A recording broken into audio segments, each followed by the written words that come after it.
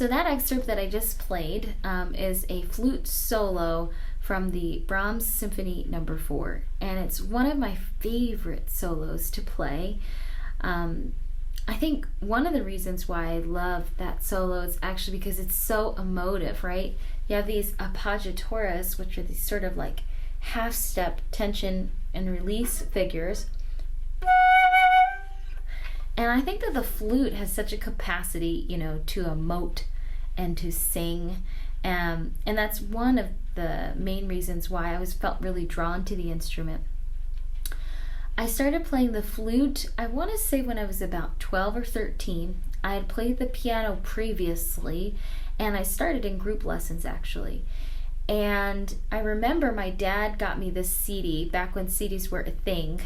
And the flutist that was playing, his name was William Bennett. He's an English flutist, and I remember very clearly that the title of the CD was like The Romantic Flute. And I remember when I saw it, I said, oh, well, that's me. And so I was really, really excited. And when I listened to the CD, I felt immediately almost drawn in by the capacity for the flute to sing, and also for the flute's capacity to create different timbres and colors on the instrument. So like sometimes I can get like a very opaque sound,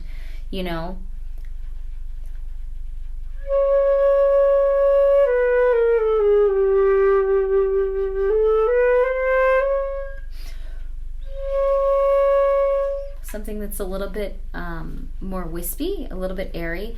And then other times I can get like a really brilliant and kind of very virtuosic sound. So,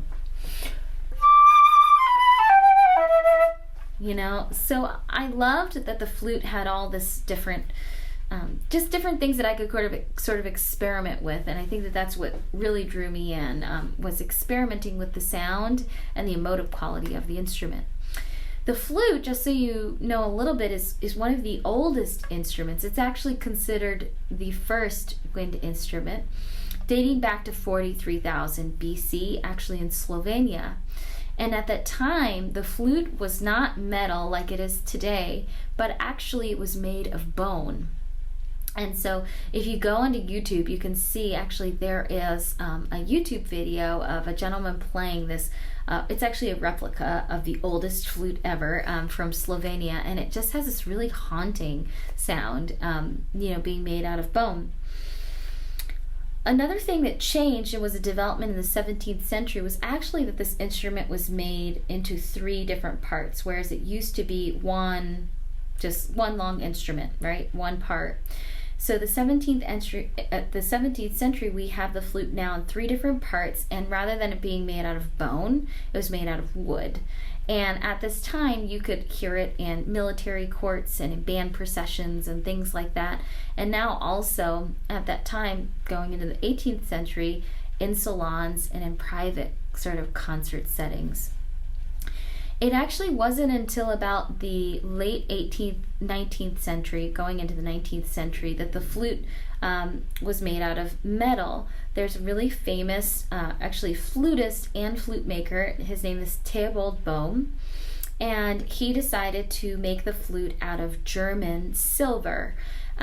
He also arranged the keys here so that they were kind of put together according to the acoustic properties of the instrument. So this was the first time that, a flute maker kind of started to think about the physics of the way that the keys were positioned, and also started thinking about, I'm not sure if you're able to see, but underneath my flute I have these pads, and that also being an important part of the acoustical property of the instrument. So if you notice, my flute isn't completely silver. The keys are silver, but the rest of the body is a really pretty color. It's a rose gold flute, actually. And I have a fun engraving here on my head joint. And that is actually for hot weather, and like if you're outside and you're playing and your lip gets really sweaty, it's actually to make sure that I have a little bit more resistance to keep the flute on my face. But rose gold, if you're not familiar, is actually, it's a blend of copper, gold, and a little bit of silver. And so my flute is pretty light. I'm playing a Muramatsu flute, and it comes from Japan. And I feel really, really fortunate for this flute. This was the first big purchase that I made, when I was in college at the University of Michigan. And I'm so thankful that I have this instrument to play on. Some of the big differences between the silver flute and the rose gold flute, or gold flutes generally, is that sometimes rose gold and gold flutes tend to have a slightly warmer and darker quality of sound, whereas the silver flutes can sometimes have a sort of more virtuosic and or bright sound. But both are played in orchestra, and actually now what's trending is there's a flute, it's called the Holt's flute, and it is sort of a remake or remodel of the Baroque wooden flute, and that is being played in orchestras today too. And the whole idea behind that is that if you're playing with other wind instruments like the oboe and bassoon and violins, maybe the flute should be made of wood so that the color blends even better. So that's something that is happening more and more.